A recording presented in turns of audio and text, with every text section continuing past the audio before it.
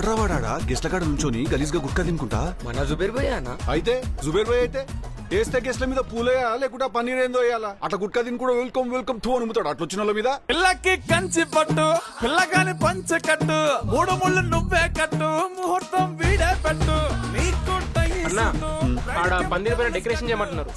నిచ్చం లేదు. ఎక్కువ నేను వంగుతా ఎక్కువ. అది పల్లె పల్లె పంచబోళ్ళ సాది గాని గుర్రం తెచ్చి తల్వారిచ్చి ఊరేగిస్తాడే. ఈయనకి గోత్రం స్తోత్రంతో ఏమి పనేలే. శోభనం కూడా వీడే దగ్గరుండి చేయించేస్తాడే. డీజే టిల్లు పేరు కానీ స్టైలే వేరు.